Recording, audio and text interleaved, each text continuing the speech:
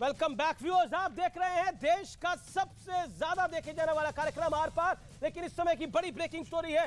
BJP नेता प्रवक्ता doctor Sambit Patra ने एक ट्वीट किया है और राहुल गांधी की भारत जोड़ो यात्रा पर निशाना साधा है। संबित पात्रा ने एक वीडियो ट्वीट किया है, वो वीडियो भी मैं आपको दिखाऊंगा। यात्रा को झूठ का पुलिंदा बताया है और उसमें कई तरह के झूठ है ये कहा है। आइए देखते हैं संबित पात्रा ने क्या बोला है। इसमें किसी ने किसी से नफरत नहीं की। मैंने अपनी आंखों से देखा है, लाखों लोग चले हैं।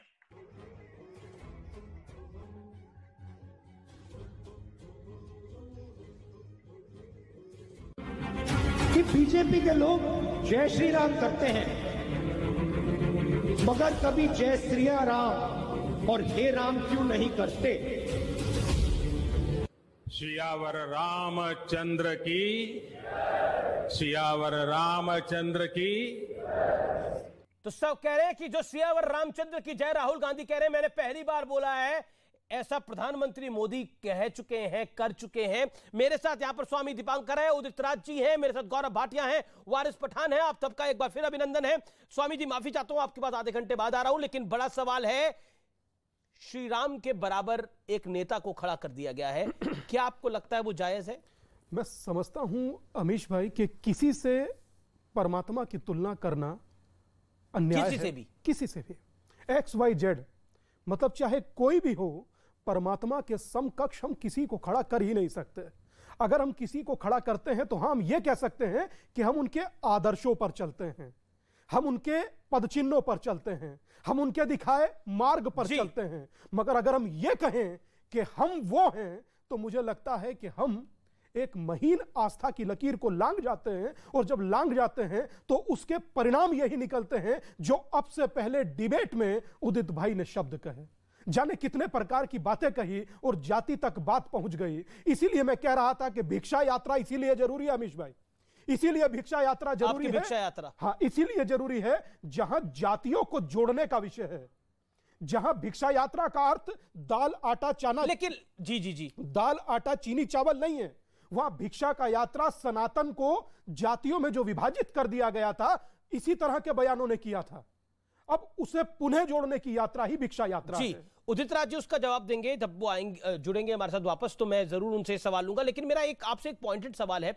उदित राज ने बोला, इसको बार बार बोला कि देखिए आपको लग रहा है ऐसा है, लेकिन अगर किसी का चरित्र ऐसा हो, कोई कर्म ऐसे करता हो तो उनको श्री राम बोलने में आपत्ति क्यों? हम ये कह रहे हैं कि उदित भाई मेंबर ऑफ पार्लियामेंट रहे हैं। उदित भाई शायद हमें लगता है बीजेपी से ही मेंबर ऑफ पार्लियामेंट रहे हैं और बीजेपी का हिस्सा रहे हैं।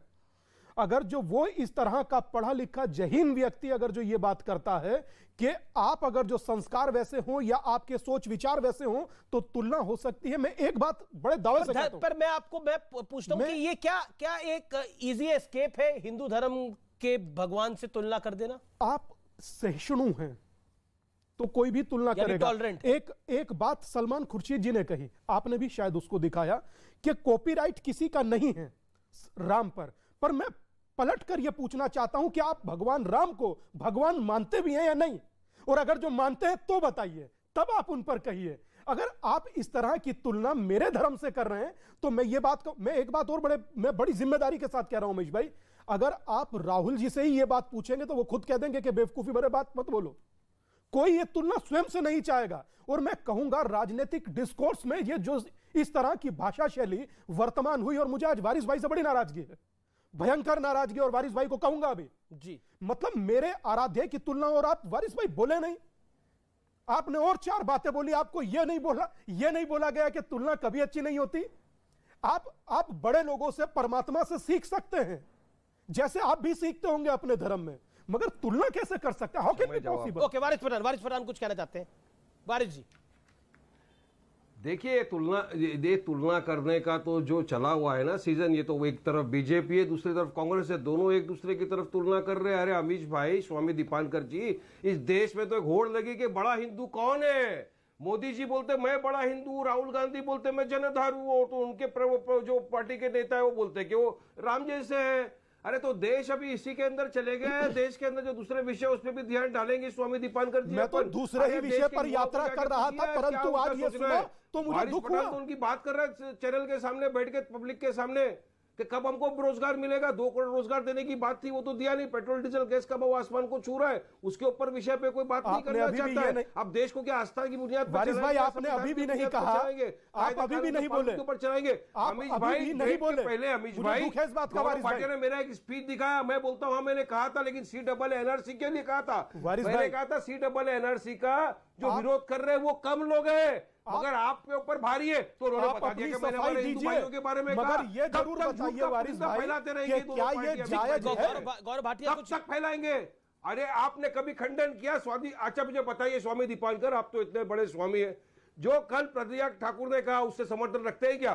क्या अपने घर में छुरी तेज करके रखो, सब्जी जैसा काटते वैसा दुश्मन की गर्दन काटना पड़ेगा, दुश्मन की गर्दन काटो। एक सवाल वारिस भाई अभी आप विषयांतर बार कर रहे हैं, बार प्रज्ञा ठाकुर का विषय लेके आ रहे हैं। आप 2 बारी पहले बोल चुके हैं, तीसरी बारी बोल रहे हैं। मेरा एक बड़ा सरल सवाल है और आप इसका जवाब दे पाएंगे।